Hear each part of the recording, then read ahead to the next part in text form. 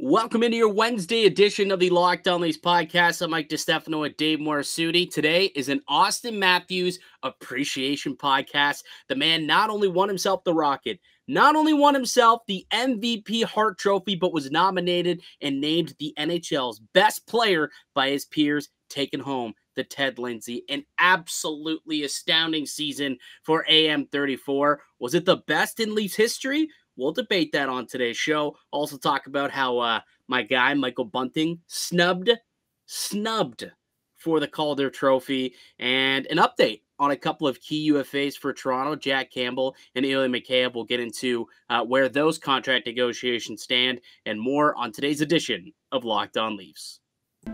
You're Locked On Maple Leafs, your daily podcast on the Toronto Maple Leafs. Part of the Locked On Podcast Network, your team every day.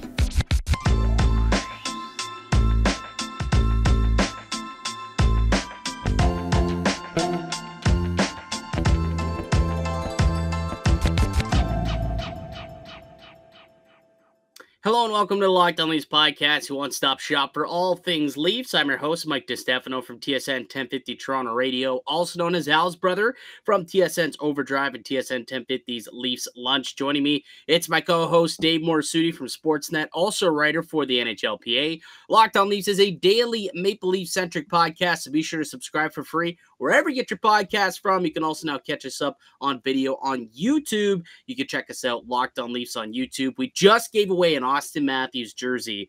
Congratulations to Mike Bradshaw, the winner of the jersey. I just got in touch with him, and I got his address. We're shipping it out to him. He's going to be the brand new owner of a jersey of a man who is named not only the most valuable player this season, but by his peers, the best player in the NHL this year. This is an Auston Matthews appreciation podcast, all right? Dude, I'll be completely honest with you, Dave. I didn't think I would be this excited about it, just because, you know, I wasn't stoked that the award show was in the middle of the Stanley Cup final. You know, I wasn't really thinking about Auston Matthews' season and whatnot. Like, everything's so hyper-focused on what's going on with the Cup final, where I thought, it seems like this is being sandwiched in here. I let go a pretty sizable woo when Auston Matthews got named not only the Ted Lindsay, but then the Hart Trophy winner. How about you? Were you just as excited as I was to see Matthews get the credit he was very well deserving of after an amazing, amazing season? Well, earlier in the year, we were almost convinced that Auston Matthews was the front runner for a lot of these awards.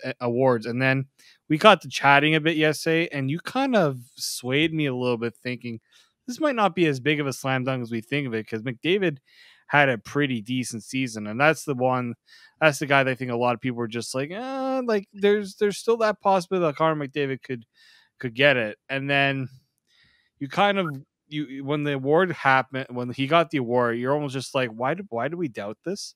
Like, there was no doubt that Auston Matthews was going to win that hardware, because really his season was something we had not seen. You know, 60 goal score. It does not happen very often in the NHL anymore. So I think everything that happened with the Leafs in the playoffs kind of made us lose sight of what Auston Matthews did during the regular season. I think that's part of the reason why I think there's quite a bit of surprise and excitement of what he did. It's a good reminder, right? Like, we sit here, we watch Cale Makar be dominant into the Cup final. We watched Connor McDavid carry his team all the way to a Western Conference final. Same with Igor Shesterkin. Like, some of these great players around the NHL, we're watching them do, you know, what they do best in the playoffs. We haven't seen that from Matthews in a little while. He's a little bit of out of sight, out of mind.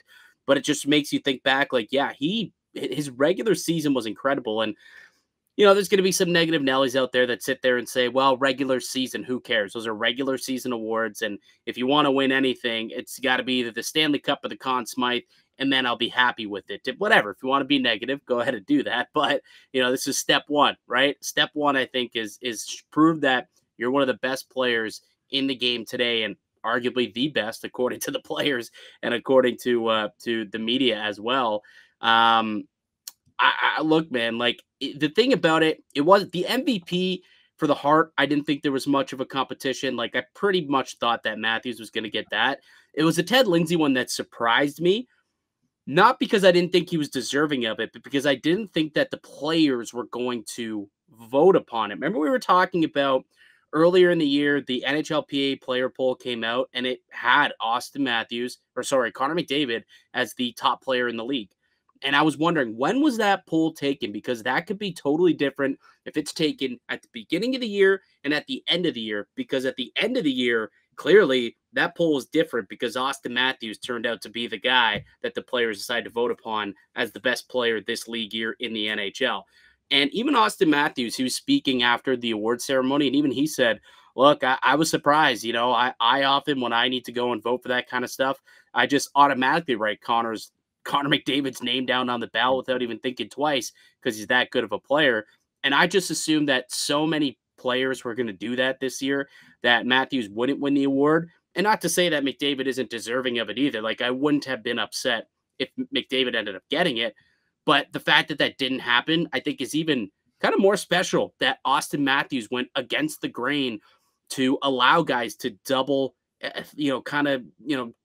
check, triple check themselves when they had to write down the name on that ballot.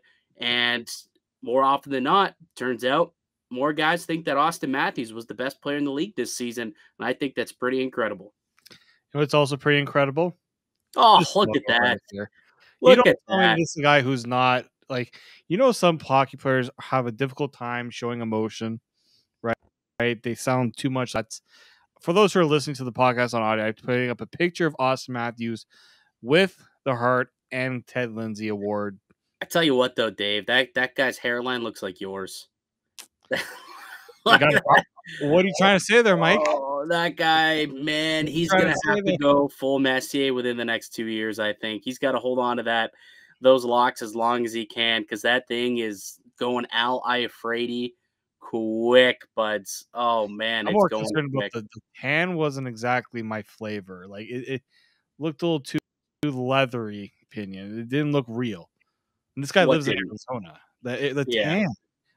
Yeah, I think that's what also adds to what you're looking at here. First off, that set of hair still got some decent lettuce on it. He's got flow. It's receding quick. That's all. Yeah, it's going quick. It's he's honestly inching towards Al Iafrate level. Yeah. Well, yeah. Al Iafrate was still trying to hold on for dear life. Auston Matthews still got some time. Speaking from experience, he still got some time. Fair enough, Dave. Fair enough. But no, like, in all honesty, I'm very happy for Auston Matthews that the season that he had, he was recognized for it by his peers and by the Hockey Writers Association. Everybody in conjunction deciding that this was his year. Like, he was the best player this season. Doesn't mean that, he's going to do that going forward or, it's going to be consecutive Ted Lindsay's. Perhaps it can be. I mean, who knows? The guy's only, 24, 25 years old. It's kind of crazy. But, this year, I think they all got it right. And I don't want to toot my own horn, Dave, but I was on the Matthews for Lindsay train for a long time. We sat here on this podcast in about February, March-ish, and I came out here, and I think do we have the clip? I think if only we had record. Oh my goodness! What? It's almost like we had this purposely queued up here. All right, should we roll the tape? Let's roll the tape and see what I had to say. This was from March 1st. I want to say it was from. Let's see what. Back in March, we had our good boy Tony. Yeah, my brother without hair. Tony, Dave, and Auston Matthews. What a trio of balding people. Let's play the clip here. Let's see what good old. I got enough hair all over my body for all three of us. Don't worry, pal. Yeah. All right, let's play the clip. Yeah. This is a bit of a take where I think a real interesting conversation that could be had this year is who do you think is more worthy of the Ted Lindsay Award? Because that's one I think would make some shockwaves if Auston Matthews wins the Ted Lindsay this year, which right now I think I would give it to him. And this is a bit of I think I would give it to him. And here we are, a couple months later, pal. Auston Matthews is the recipient of the Ted Lindsay Award, voted on by his peers. Pretty incredible. pretty incredible. Why don't we also pull up the Hart Trophy ballot list? Because I got some problems. You know what? I got well, some we'll things. get to that in a sec. But as much as I thought Auston Matthews was the winner, I am surprised Yeah, how much of a slam dunk it was. He got 119 of the votes. the The first place next vote, yeah. the next most first place votes was McDavid with 29. That is how, by a landslide, Auston Matthews won this award. 119 first place votes. Connor McDavid, just 29. Incredible. Can we figure out who are the 10 people Yeah. that decided Auston Matthews was 4th and 5th on their ballot? Yeah, it's Can we I know some of the writers do put out their ballots. I'm wondering if that's actually out. I don't know if the NHL Writers Association, the I can't remember the acronym now. I think it's professional PHWA. PHWA. Yeah. I wonder if the more of the. I want to see if any of them have revealed their ballots. 'Cause I know a lot of people who have revealed their ballots in baseball. It's become a big thing now. But I want to see who had Auston Matthews below some of these guys. Yeah, but I was definitely surprised that McDavid and Shesterkin were very close together in terms of the first place voting. McDavid, though, I mean the second place voting doesn't surprise me.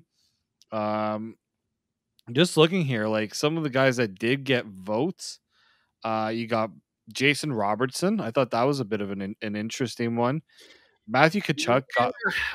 Jason Robertson to me is probably the most egregious. Like I had someone reach out to me and they're like, JT Miller, a 5th place vote. I'm like, I mean, at least he had 100 points and, he plays a solid 2-way game and he's just like a gamer and he meant a lot to Vancouver in terms of like value. But like Jason Robertson, I understand that he's he's a big piece of Dallas, but a top 5 most valuable player, I don't know. Even JT Miller is a stretch, but at least it's like, okay, he had a 100-point season and led his team. But yeah, Robertson was a bit of a weird one. I was surprised how low Leon Draisaitl was. I thought Draisaitl probably would have been a little bit up higher a tad. Didn't get a single first place vote. Got 1 second and 1 third. So only 1 second and 1 third place vote, which I thought was a little confusing. Not confusing, but I just thought he'd get a little bit more. It's the McDavid effect. Everybody believes McDavid is the more valuable player to the Edmonton Oilers. Yeah. So I think that's where what it usually comes down to. But I don't think Leon Draisaitl has anything to be concerned about when it comes to those votes. Huberdeau getting 13 first place votes was kind of interesting. There were, I mean, let's also remember that Huberdeau, his agent, especially Alan Walsh, was basically pounding his drum for most of the year to be in the Hart Trophy conversation. 13, I'm a little bit surprised that him and Gaudreau. I thought maybe they would have been the ones they were kind of similar to me in terms of like their like place on this list. I'm a little surprised that Huberdeau was put ahead of Gaudreau in a lot of ways. I thought Gaudreau just had an unbelievable season, but so did Huberdeau. It's just Gaudreau finished with more total points and more total votes. So the writer they got it right in that aspect. But I'm with you. I thought for sure there would be more first place votes and even second place votes. Like Gaudreau just feasted on 3rd and 4th place votes where Huberdeau didn't get as many top 4 consideration, and that's how Gaudreau points wise ended up going ahead of Huberdeau. But I'm with you. I thought for sure Gaudreau was more worthy than Huberdeau when it came to the Hart Trophy. But either way, I think they got it right with Auston Matthews, man. And that's the most important thing. Yeah, they got it right for sure. And we'll see if he can replicate the same success next season and the year after that. And then hopefully he re-signs with the Toronto Maple Leafs, and we could see it happen for many, many years. He can compete for the Hart Trophy and potentially try and replicate but winning a Ted Lindsay. First time in Maple Leafs history, a Leaf has won the Ted Lindsay Award too, which is pretty fantastic. And not only did he get these 2 awards tonight, took home the Rocky after a 60-goal season, also named to the NHL's first All-Star team as the #1 center in the NHL. Also named to the same first-team All-Star, Mitch Marner for a second straight year in a row. So both Matthews and Marner named to the first All-Star team. And makes sense, man. Like that was just a rock star duo all year long. That the whole list too makes sense. Like Cale, Makar, Roman Josi, the two finalists. Yeah. For the Norris and Shesterkin, there was no goaltender I think better in this year. I think Johnny Gaudreau, the left wing, that makes a lot of sense too. I mean, especially because he finished above Huberdeau in the voting for the Hart. I feel like they were kind of the two that were going neck and neck there. This is a pretty. Imagine that as your as your starting lineup. Yeah. I mean, it's not too often though that like your Art Ross winner doesn't get your first All-Star team. That was the surprising part. But when Auston Matthews, that's it, right? Like, could you imagine if Matthews won the Lindsay, won the Hart, but then is on the second All-Star team? That would make no sense. They almost had to. It's almost like they said to themselves, okay, whoever wins the Ted Lindsay tonight, whether if it's Matthews or McDavid, that's who we're putting as first team. And then the other's going to be second team center. And, well, we know who ended up winning that one. All right, Dave, let's chat a little bit about a couple of the other awards that were handed out tonight. The Calder was handed out, the Norris, as well as the Vezina Awards. And then we're also going to get into this report from Chris Johnston earlier on TSN as he gives a bit of an update on the negotiations with the Maple Leafs with Jack Campbell and Ilya Mikheyev. But before we get into any of that, why don't you tell us about one of today's show sponsors, Rock Auto? Yep. With the ever-increasing number of makes and models, it's now impossible for your local chain auto parts store to stock all the parts you need. Why endure often pointless or seemingly intimidating questions and wait while the person behind the counter orders the parts on their computer, choosing the only brand their warehouse happens to carry? You have computers with access to Rock Auto at home and even in your pocket. So save time and money when using Rock Auto. You can save up to 30, 50, even 100% more for the same parts from a chain or a car dealership. Rock Auto is a family business serving do-it-for-yourselfers for 20 years. Their prices are reliably low for every customer. Just to give an example, a Honda Odyssey fuel pump is $353 from a chain store. Rock Auto has it for $216. Every dollar counts to Rock Auto. They have everything you can need: brake parts, tail lamps, motor oil, and even a new carpet. Go explore their easy-to-use website today to find solutions to your auto parts needs. So go to rockauto.com right now. See all the parts available for your car or truck, right? Locked on in the How Did You Hear About Us box so they know we sent you there. Amazing selection, reliably low prices, all the parts your car will ever need at rockauto.com. Welcome back into the Locked On Leafs podcast. I'm Mike DiStefano with Dave Morassutti. We're continuing to discuss some of the award winners on the night. We already loathed about our Lord and Savior, Auston Matthews, AM34, who took home a bunch of hardware tonight as the league's best player and most valuable player, according to not only the media, but also the players themselves, which I think is pretty darn cool. But let's move on and talk about some of the other awards that were handed out tonight. And this one is a little bit more of a sour note, David.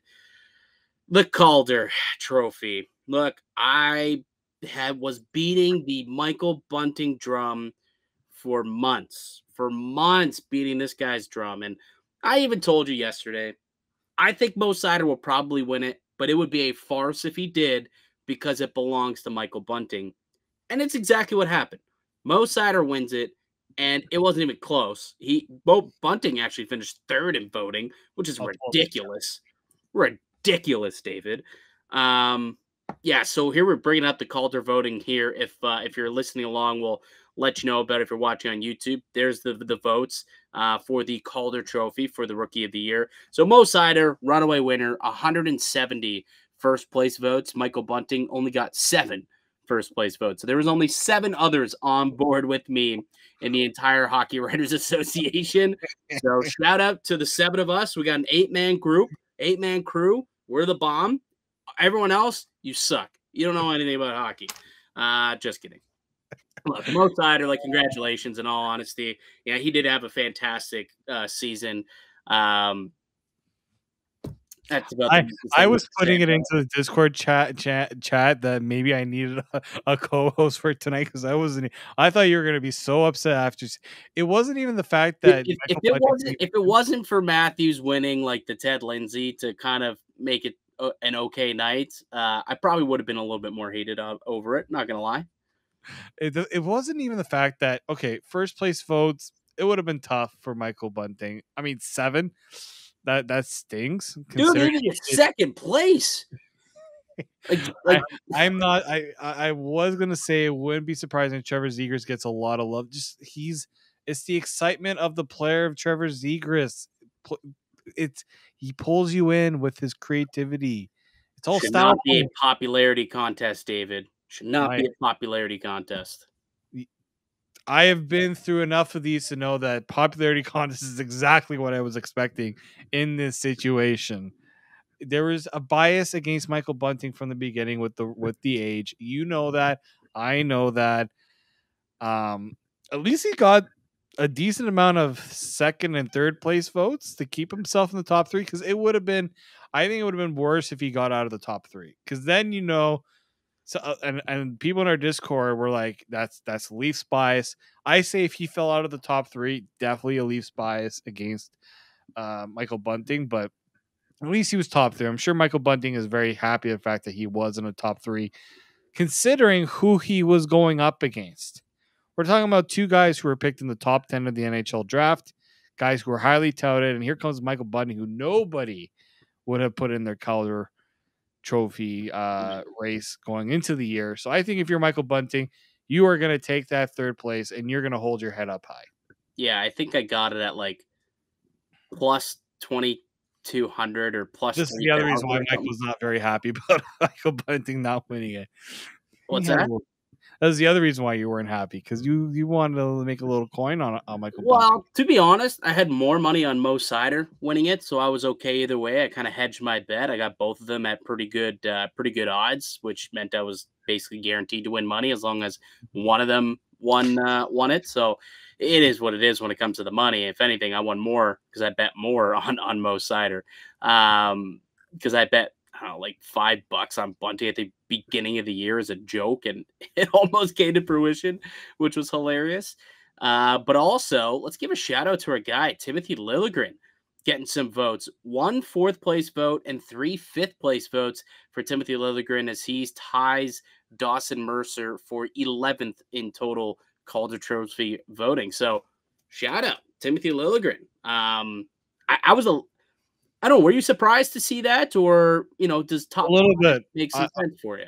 I was a little surprised because you're looking at the names on this list here. Like, he was close to guys like yes, Cole Caulfield had 31 points, but if you look at like the votes, like Cole Caulfield did not get many votes. No, well, he got 15. He got 15 votes. He was put on 15 ballots.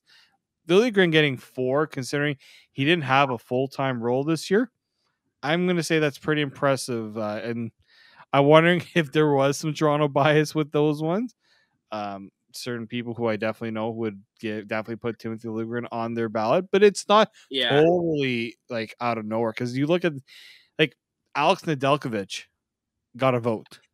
He was not very good this year for Detroit, and yet he got a vote.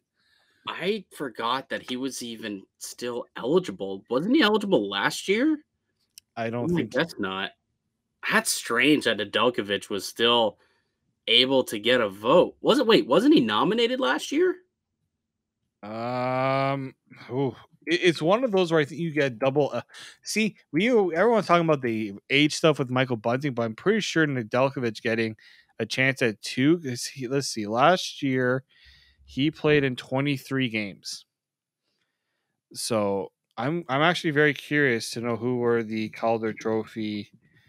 Actually, I can actually find it out in 2 seconds because I was looking at this earlier. Calder played in 59 games this year for Detroit. Good for him. You are so right. Nedeljkovic was 3rd last year in Calder Trophy voting.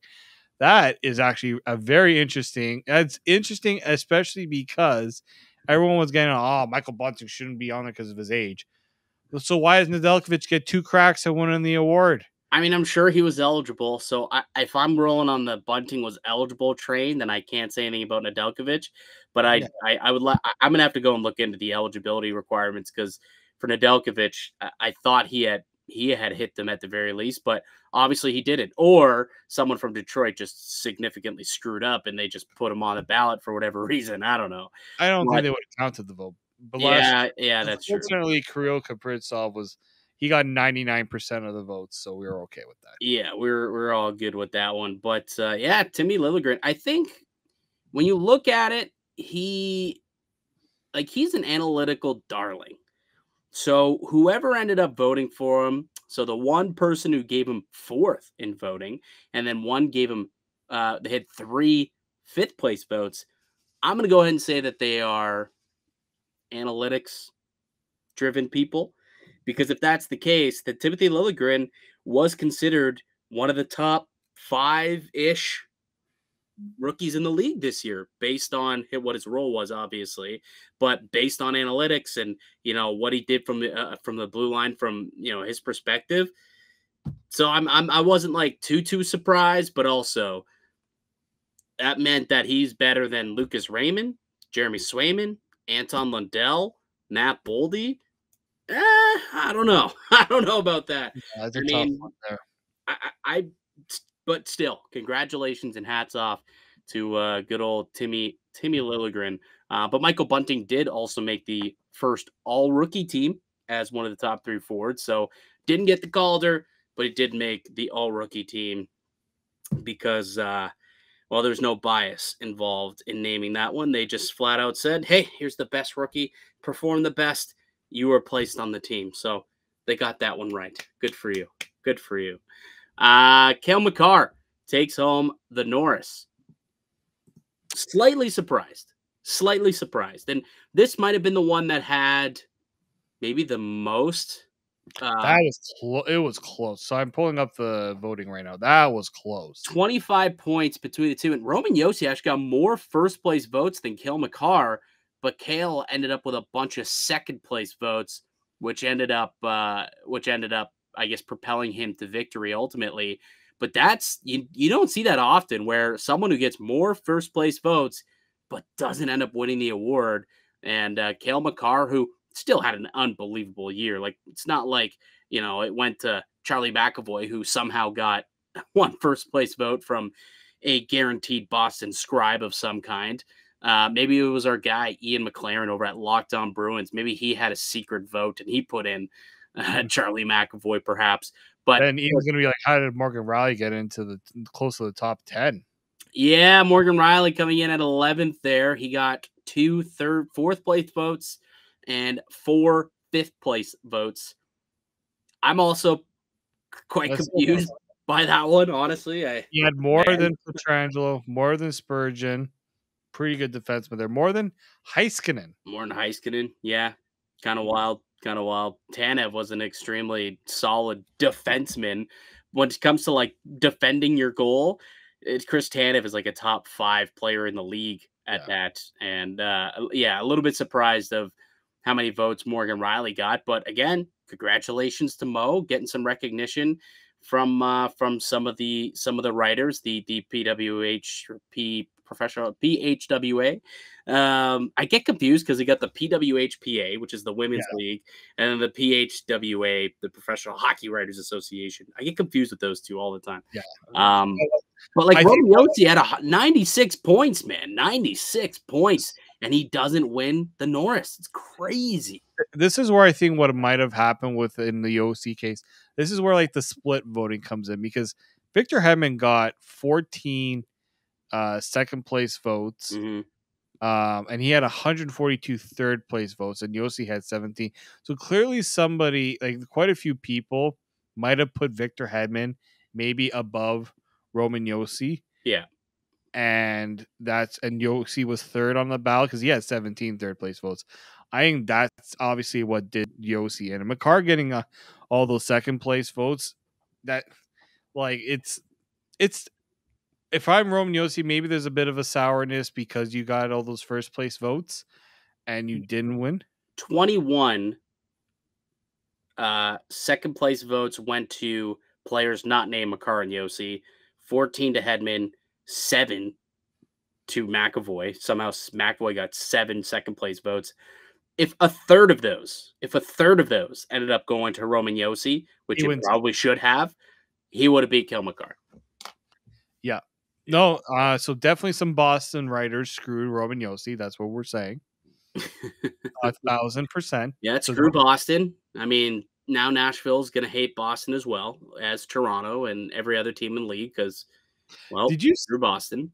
I'm going to see if I can find the reaction from Hedman when... Oh, that was funny. Tic Tac Tomar, I think, posted the tweet from that. But that was quite funny when Cale Makar got announced that he was the winner. It almost seemed like Hedman was like, oh, really? Okay. A little bit of fuel for the Cup final for these guys. I mean, you think it would be a story if Cale Makar plays like crap tomorrow? You think it'll be a story like, oh, maybe he was partying after winning his Norris? Like, I don't get the sense that Makar is that type of dude, but I wonder how many people are going to try and paint that story tomorrow. Like, just look at Victor. He's just like his face is kind of. He's just like, all right, okay. Yeah. He's like, oh, okay, yeah, all right. There's some fuel. He's like, yeah, you take that. I'm going to take a Stanley Cup from you and potentially a Conn Smythe out of your hands. There was also a couple of weeks. Have fun with your Norris. Keane Thompson, I think, mentioned that he was like, yo, you guys have a game tomorrow. Don't forget that. Yeah. It's like, yeah, we know, pal. We by the way, Keane Thompson, as much as you know, pumped his tires, and now look what he just big smack in the face. It was funny. It was a good joke. So for those who missed it, he came out and said, I got the clip. Okay, let's play the clip. This is right at the end of the show too, which is hilarious. It barely made the broadcast. Yeah, because he knew he needed to get out of there alive. Yeah. So here. Congratulations, man. Good job, guys. Good job. Nice. That's our show, everybody. Congrats to Auston Matthews. Nice to see the Leafs winning something in June. Oh, it really is, though. Like, look at you pumping this guy's tires. I was saying I hate these award shows. They're not very great. And you're just like, sometimes they don't get the best hosts and stuff like that. And you're like, don't slam my boy Keane Thompson. And look what he did. He's just like, Mike, thanks for having my back. But guess what? I'm going to absolutely dummy your team with a pretty good joke. I will say, yes, that was a good joke. It just, I mean, it gave everybody else another laugh at the Leafs. If you needed that, sorry that you have to find more enjoyment in the Leafs' pain. I know you know who those people are. Hey, tonight was all about Toronto, though. I mean, tonight was all about the Leafs. It was all about Auston Matthews and all the hardware that he was able to collect. I didn't see many other teams winning hardware. Didn't see many other teams winning that hardware. No, we should also note Igor Shesterkin, which everyone knew he was going to win the Vezina, did take it home. Let's take a quick look at the Vezina voting. So he took 29 of the 32 votes. So the Vezina is voted upon by GMs, correct? Yes. So bizarre that for some reason they vote on the goaltender of the year. But anyways, so Igor takes home 29 first place votes and 3 second place votes. So somehow, though, the other 3 first place votes did not go to either Markstrom or Saros, who were the top 3 qualifiers. It went to Leaf fans. Freddie Anderson gets a first place vote, and then Ilya Sorokin gets a first place vote of the New York Islanders, and then Vasilevsky gets a first place vote because his name is Andrei Vasilevsky, not because he earned it, because of his name. Wild to me that that Freddie Anderson was given 1 first place, 3 second place votes, and then 7 third place votes. Finished 4th in Vezina voting for former Maple Leafs tendy Freddie Anderson. If I'm a Flames fan, I am really not happy about that. That Jacob Markstrom, the guy had 9 shutouts this year, doesn't get a single first place vote. But one GM's like, yep, you know that guy in Carolina, Freddie Anderson? Yep, he's going to get my vote. I mean, really? it was probably, I mean, is it Don Waddell? Is he Yeah, Don Waddell. It was probably Don Waddell, and it was probably Lou Lamoriello who voted Ilya Sorokin. Let's be honest. It's true. I mean, who else is going to vote for that guy? We think, like, Kyle Dubas ain't voting Sorokin? Not a chance. Hey, Kyle Dubas didn't vote for his own guy. That's all I'm going to say. No, he did not, which is funny because at Christmas, he was the betting favorite to win the award. Didn't end up with the top 3 vote. Not one single top 3 vote. And, well, we'll get to it in a sec, but I also do want to note that Ville Husso ended up with a 3rd place vote, who's a name that it seems like a lot of people are circling as a potential Maple Leaf to go after in free agency for St. Louis if they let him go, because he's a UFA. They've got Binnington signed. Not sure if they're going to be able to retain him. He got a 3rd place Vezina vote, Ville Husso did. And he had a good season. Didn't play the best in the playoffs, but during the regular season, he was pretty solid goalie. So that's interesting. All right. Well, I noted that there's some updated news on Jack Campbell, so we will get to that in just a moment. But before we get there, let me tell you guys all about BetOnline. It's your #1 source for all your betting needs and sports information. Find all the latest sport developments, league reviews, and news, including this year's Stanley Cup Finals and MLB Major League Baseball games. BetOnline is your continued source for all your sport wagering information, including live betting, esports, and scores. And BetOnline.net remains the best spot for all your sports scores, podcasts, and news this season.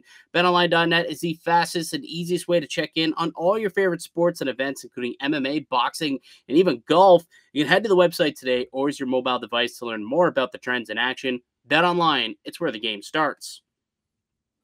Welcome back into the Locked On Leafs podcast. I'm Mike DiStefano, Dave Morassutti with me. We are hosts here at Locked On Leafs, and we really appreciate it if you're enjoying this podcast, subscribe to wherever you get your podcast from. You can also now go check us out on video. We live cast all these up to YouTube, also on the Locked On Leafs YouTube channel page, whatever the heck they're called. You can subscribe to us there, and our Discord as well, which is popping off. Even right now, during this 37 minutes that we've been recording, we've had a couple of people pop off in the Discord saying some comments, some questions. It's always a lot of fun getting into it with a lot of Leafs Nation. So we're going to put the Discord link down below in the notes column, in the notes section. So make sure you go and check that out and be part of our community. That'd be greatly appreciated. So, David, there was an update from Chris Johnston today in TSN's Insiders segment of the contract negotiation between Jack Campbell and Ilya Mikheyev. Let's start with Jack Campbell, because Johnston said there hasn't been a whole lot of conversation and discourse. Like, they're keeping in touch, but they haven't really talked figures all too much, which we already knew that was the case about a week ago. But we did note that it seems like Jack Campbell's looking for north of $5 million this offseason.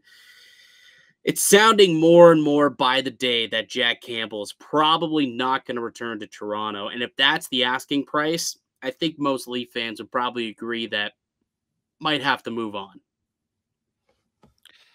So here's the thing about the prices too. There are going to be teams desperate to add a goaltender because the goaltending market is no bueno. It is there are not many great options out there. So guess what? Jack Campbell, to a lot of teams, looks like the best option. And there are teams with cap space. We kind of discussed with one of those teams, the good friends over at Locked On Sabres. Yeah, they put out a podcast today. My guy, Joe DiBiase, let us know. And he said, yeah, we had a chat on Locked On Sabres today about poaching Jack Campbell from you guys. And he wanted to know my thoughts on him as a player. And, well, I let him know. But, yeah, there's going to be competition for Jack Campbell. And if that's going to create a bit of a bidding war for his services, it's not one that I think Toronto can get themselves involved in. Yeah, no, it's such it's a tough situation for the Leafs to be in, right? Because some are saying, "Oh, why didn't they try to get this done earlier?" Well, earlier in the season, it was kind of the same thing, right? Jack Campbell only gets really one shot, I think, at this. Yeah. This is his year to try to get that contract. Like, let's not forget that he hasn't established himself throughout the years, so he's been making backup goaltender money. So the last 2 years, the Leafs have been playing him as a 1A, almost a 1A guy, and he's been getting less than $2 million. Like, no kidding, the guy wants to try to strike it a little bit rich. He also just recently got engaged, from what I was told as well. So, congratulations to Mr. Jack Campbell. But the Leafs have to be sensible about how much they're going to pay a goaltender. Because if they give exactly what Jack Campbell wants, and he has a similar struggles during the year, then guess what's going to happen? Everyone's going to turn on Kyle Dubas, wondering, why did you overpay for this goaltender?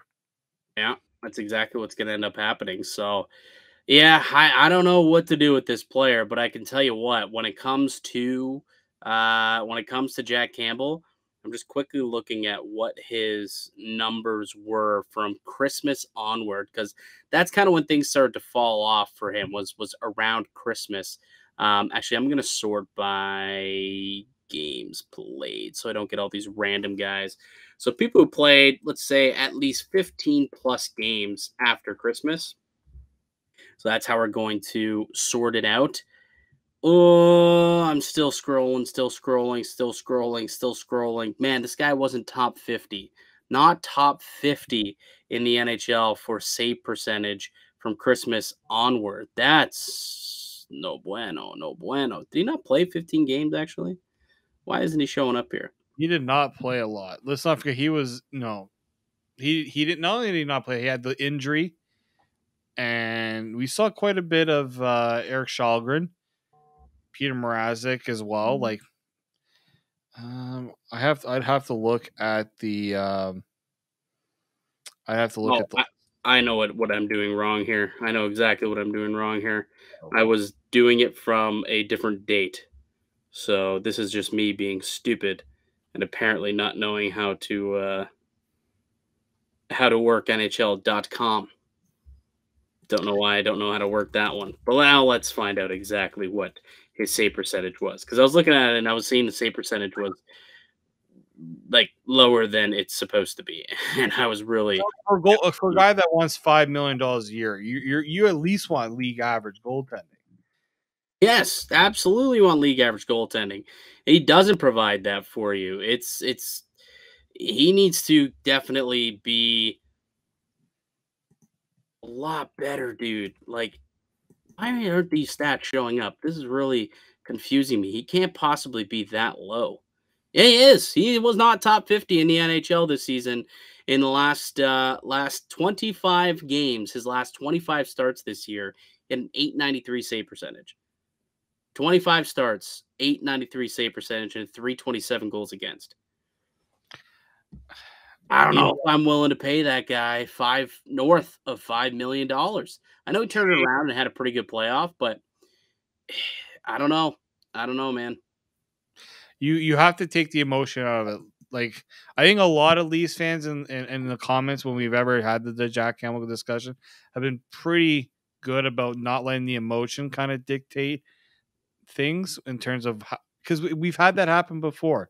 You lose a guy, like, it's almost like, oh, idiots, you should have given, like, why'd you let JVR go? Well, the guy got $7 million. Yep. The Leafs, we're not going to give him $7 million, and he's not a $7 million player. So, like, that's like, you have to say to yourself, is Jack Campbell a $5 million goaltender? That you have to seriously ask yourself that question. Just like it with Ilya Mikheyev. Question, Dave, before we get to Mikheyev. Question, Dave. Would you rather Jack Campbell at $5 million or Sergei Bobrovsky at $5 million for the next 4 years? Oh, Sergei Bobrovsky also has similar issues that you're talking about a two-time Vezina winner here. But I would say probably Bobrovsky, because at least he has a track record, as you suggest, right? He still was a league average goaltender last year. And like, when he first showed up in Florida, I understand it was rough. Florida was not a good team, though. They were a good team this year, and Florida is an all offensive team. Put him in a. I mean, I look at his numbers in Columbus. Yeah, That's right. I know he's getting up there in age. He's 30. well, he did win 2 Vezinas in Columbus. Yes, he did, and deservingly so. But he's also 33. He is getting up there in age, and Jack Campbell's not getting any younger either. And there's been injury concerns with both players as well. So but Bobrovsky, I think, at least has that track record where I can say I can see where Bobrovsky can be that $5 million goaltender, not the $10 million goaltender that Florida paid him to be. No, there was a report that they're willing to eat a good chunk of that money and potentially up to half to get his contract off the books. So I'm thinking, like, if you're the Leafs, I mean, do you sniff around that $5 million for Bobrovsky in the same time frame from Christmas onward, where Jack Campbell was an .893 save percentage goalie? Bobrovsky was at least .910, which was 26th in the NHL during that time for goaltenders who started at least 10 games in the final 30 some odd games of the year from Christmas onward. In 34 games, he won 27 of those games, had a .910 save percentage and a .277 goals against, which is a lot better than the numbers Jack Campbell spit out after Christmas.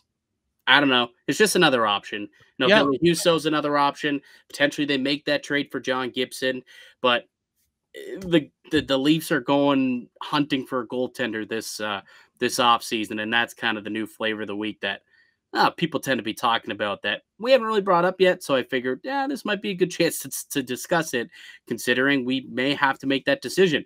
Would you rather pay $5 million for Jack Campbell or $5 million for Bobrovsky? I might want to pay for Bobrovsky just because I know exactly, well, kind of tough to say that with any goalie, but there's a pedigree. There is a track record of success with Bob's. Ilya Mikheyev, the second part of the update from Chris Johnston, reportedly wants $4 to $5 million per season. What? Why? You know who I'd rather have at $4 to $5 million a season? Valery Nichushkin, who likely will get $5 million this offseason. But look at what he's done in the playoffs. Yeah. That's where Mikheyev, you had a good season, but in the playoffs, like the playoffs is where you really can shine and get your money. At least Zach Hyman was decent in the playoff, has been decent in the playoffs at least, and that's what got him all that money in Edmonton. I don't see it from Mikheyev as a $4 to $5 million.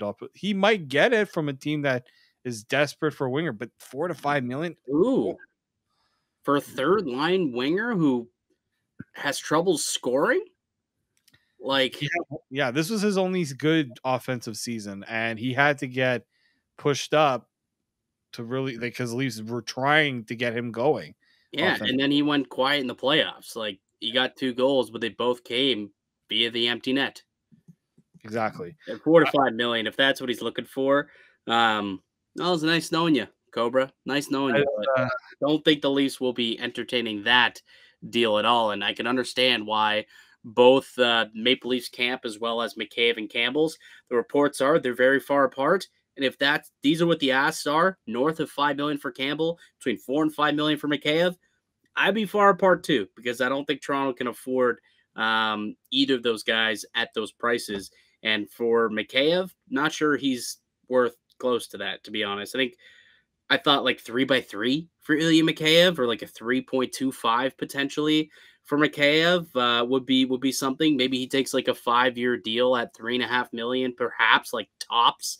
But $4 to $5 million a year, I'll be curious to see if any GM decides to touch that number with a 10-foot pole, because I'm not sure I would be, and it doesn't sound like Kyle Dubas will either. As Steven Talavero Smith would say, dream on. Yeah. Dream on. Dream on. All right, Dave. That's going to do it. Like Steven Tyler, but I can at least say it.